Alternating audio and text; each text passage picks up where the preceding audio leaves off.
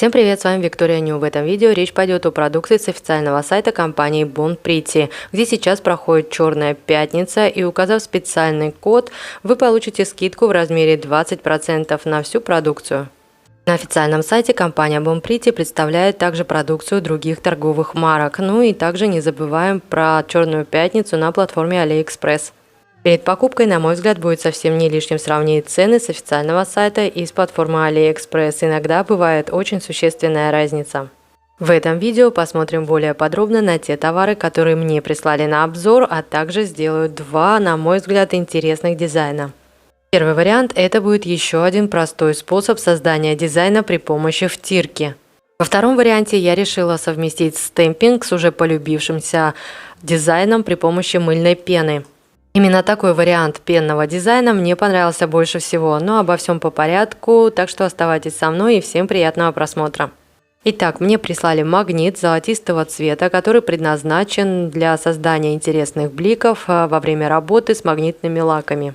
Та часть магнита, где указаны две буквы S, создает S-изгиб, ну а та часть магнита, где нет никаких обозначений, создает блик в виде прямой полоски. Золотистый магнит практически ничем не отличается от черного магнита, который мне также не так давно присылала компания Bon Priti на обзор. На центральной части черного магнита точечки, у золотистого магнита кругляшочки. В принципе, вот и вся разница. Ну а так как у обоих приспособлений в центральной части никаких магнитов нет, они абсолютно одинаковые.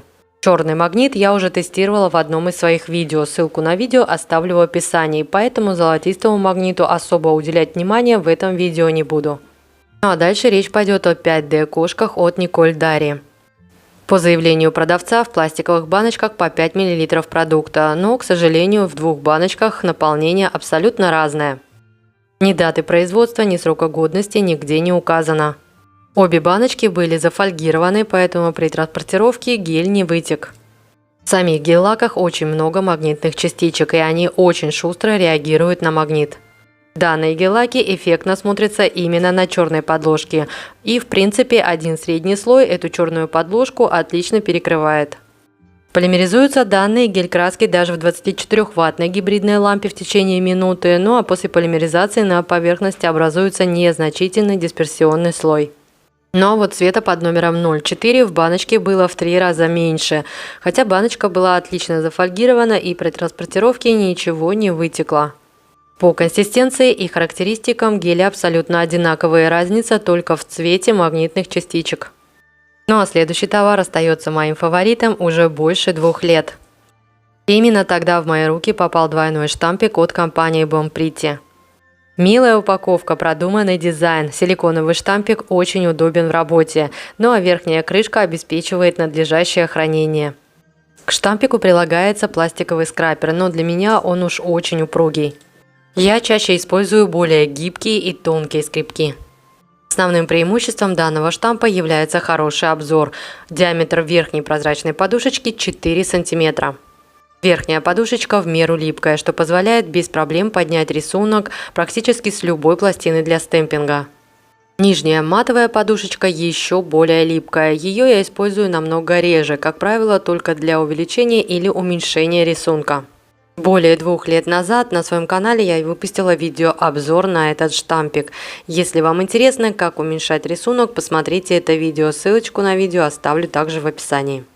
Ну а дальше речь пойдет о 2 пластинах для стемпинга от Николь Дари. Одна пластина 6 на 12 см, другая 6 на 6 см. Обе пластины без подложки. Пластины приходят с защитной синей пленкой. Перед применением синюю пленку нужно обязательно снять. Пластина под номером 113 сразу заинтересовала меня своей змеиной и черепашьей гравировкой. Помимо этого на пластине есть небольшие композиции, которые отлично дополнят дизайн. Обе пластины с хорошей гравировкой и рисунки отлично отпечатываются. Как только я получила эти пластины, мне сразу захотелось с ними сделать дизайн. А во время тестирования идеи просто накладывались друг на друга. А тут еще 5D кошки, которые прислали на обзор.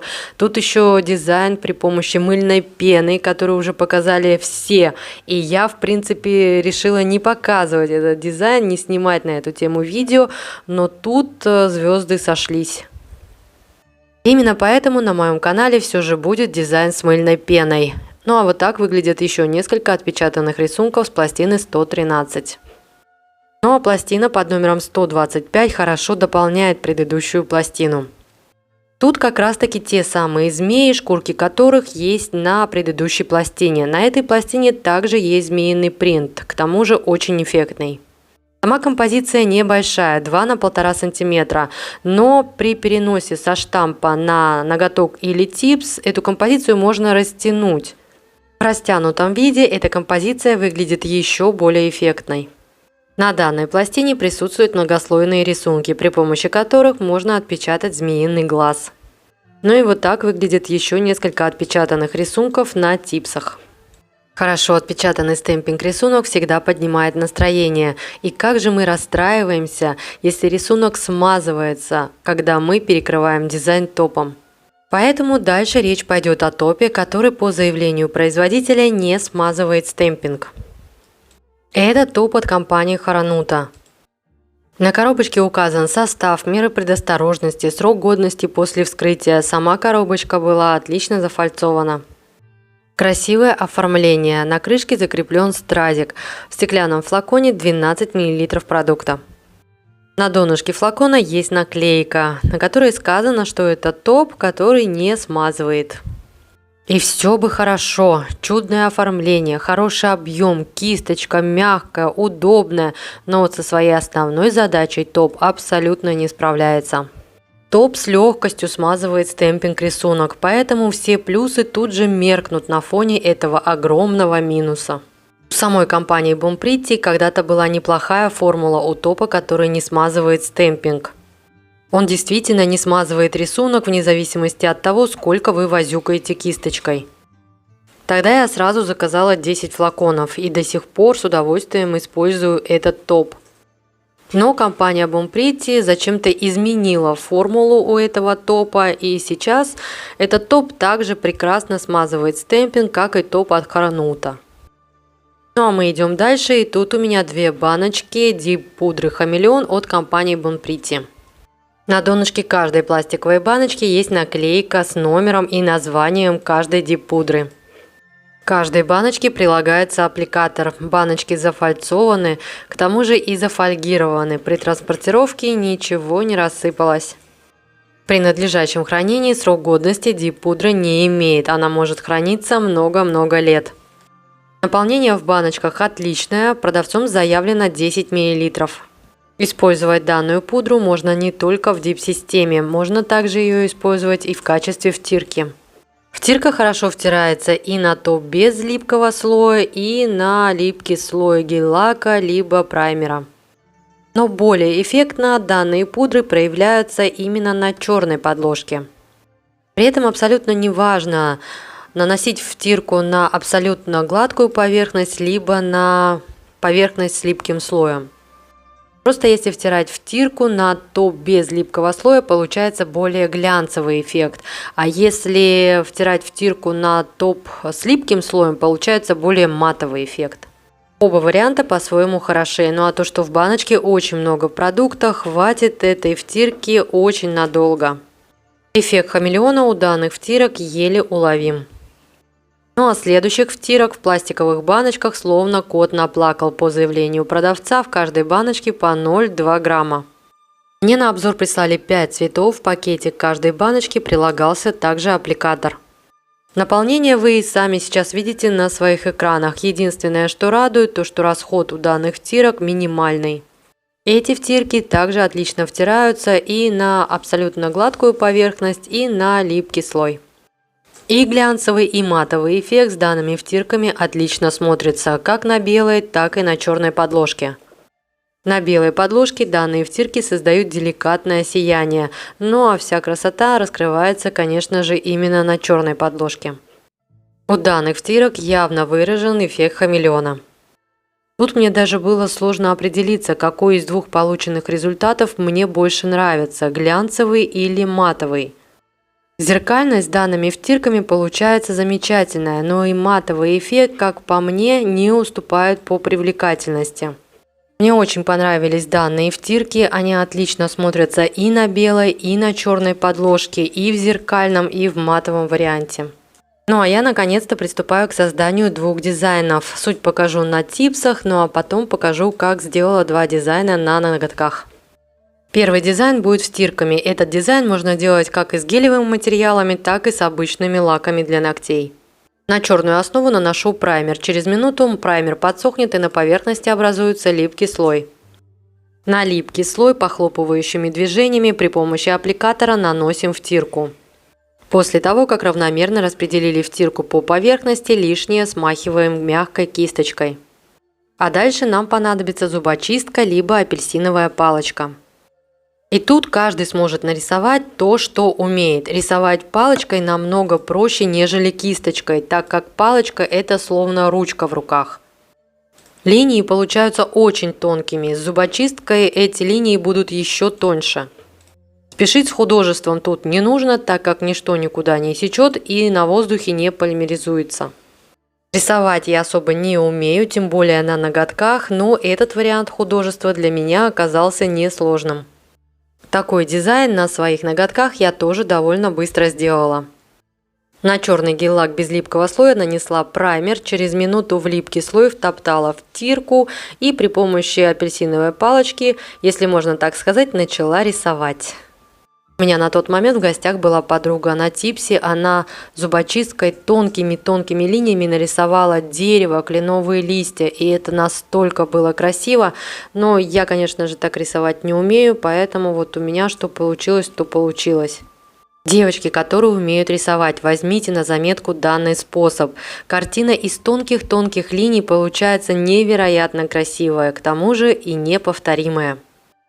Ну а я приступаю ко второму дизайну. На типс я нанесла 5D кошку, которую показывала ранее в обзоре, сделала рассеянный блик, и теперь мне нужно перенести рисунок с пластины на типс.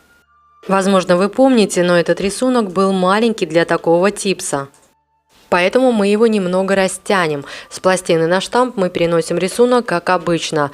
А вот со штампа на типс мы как бы растягиваем подушечку, тем самым вытягивая рисунок. Теперь перекрываю дизайн гель-топом, и в принципе дизайн уже, можно сказать, готов. Но не так давно я баловалась с пенными дизайнами, и, если честно, эффект мне не очень понравился, но баночка на столе осталась, поэтому я решила сделать пенный дизайн именно на стемпинг и заодно посмотреть, что получится. Для создания пены берем немного воды, любую хорошо пенящуюся жидкость и емкость с помпой, которая формирует эту самую пену. Пену мы подготовили, и теперь на типс мы еще раз наносим тонким слоем топ. На непросушенный топ мы выкладываем пену. Для себя я отметила, чем плотнее пена и мельче пузырьки, тем интереснее эффект. Поэтому я тщательно стряхиваю содержимое в емкости перед тем, как нажать на помпу. Ну а теперь все это пенное безобразие мы отправляем в лампу для полной полимеризации. Через минуту достаю готовый результат. Безворсовой салфеткой убираю лишнюю пену, и вы только посмотрите, какой результат получился. Дизайн при помощи мыльной пены именно в данном случае дополнил стемпинг-дизайн. На мой взгляд, эффект получился просто обалденным, очень похоже на змеиную кожу. Именно такое сочетание пенного дизайна со стемпингом мне понравилось. Такой дизайн можно сделать и обычными лаками для ногтей. На черную основу наносим лак с магнитными частичками, при помощи магнита формируем рассеянный блик и переносим рисунок с пластины на типс. Так как в данном случае мы работаем обычными лаками, стемпинг-рисунок придется перекрыть двумя слоями топа. Первым слоем мы перекрываем рисунок топом, который не смазывает стемпинг, а вот уже потом перекрываем дизайн топом, который нам больше всего нравится. В данном варианте мне больше всего понравилось использовать сушку от Orly Second Dry. Когда два слоя топа хорошо просохли и дизайн в принципе уже готов, мы наносим еще один слой топа. Я опять-таки использую топ-сушку от Orly. Даем топу немного прихватиться, буквально чуть меньше минуты. После этого выкладываем на топ мыльную пену. Теперь оставляем дизайн минут на 5. За это время топ хорошо просохнет. Безворсовой салфеткой убираем пену, и дизайн готов. Ну а теперь о нюансах создания такого дизайна на ноготках. На черную основу наношу гель-лак с эффектом кошачий глаз. При помощи магнита делаю рассеянный блик и полимеризую в лампе. На безымянном пальчике я хочу сделать дизайн не на всю ногтевую пластину, поэтому гель-лак я наношу на ту часть, где хочу видеть дизайн. Магнитом формирую блик, полимеризую, и теперь мне понадобится жидкий латекс. Жидким латексом закрываю ту часть, где дизайн мне не нужен. Когда латекс подсохнет, с пластины отпечатываю рисунок на ноготок. Жидкий латекс в данном случае помог нам отпечатать рисунок именно на ту часть ногтевой пластины, где он и нужен. Теперь легким движением руки латекс можно снять и перекрыть дизайн гель-топом. Я перекрываю дизайн глянцевым топом, так как та часть ноготка, где будет пенный дизайн, будет матовой. Таким образом, эта часть будет более читаема. Теперь тонким слоем наношу топ на ту часть ногтевой пластины, где мне нужен пенный дизайн. Выкладываю пену и сушу дизайн в гибридной лампе для маникюра. И вот теперь змеиная шкурка отлично видна. Ну а я тем временем отпечатываю очень красивую змею с пластины 125 на штамп и будем делать реверсивный стемпинг. На подушечке штампа раскрашиваю змею. Я, как правило, это делаю лаками для стемпинга, так рисунок получается более ярким. После раскрашивания обязательно нужно немного подождать, пока рисунок полностью и хорошо высохнет на подушечке штампа. Ну а переносить рисунок со штампа на ноготок я буду при помощи праймера. На ноготок тонким слоем наношу праймер. Через минуту праймер подсохнет на воздухе и на поверхности образуется липкий слой. Благодаря этому липкому слою мы без проблем перенесем рисунок со штампа на ноготок. Теперь мне остается перекрыть дизайн гель-топом, просушить гель в специальной маникюрной лампе и дизайн готов. Ноготки, на которых пенный дизайн, перекрывать топом не нужно, но нужно пройтись бафиком, для того, чтобы дизайн не цеплялся, особенно за капроновые чулки. Понравился ли вам такой тандем пенного дизайна со стемпингом? И что вы думаете по поводу идей с стирками? Если вам не сложно, поделитесь своими впечатлениями в комментариях. А если я была для вас хоть чем-то полезна, поддержите меня пальчиком вверх. Ну а я желаю вам всего самого наилучшего. До скорых встреч!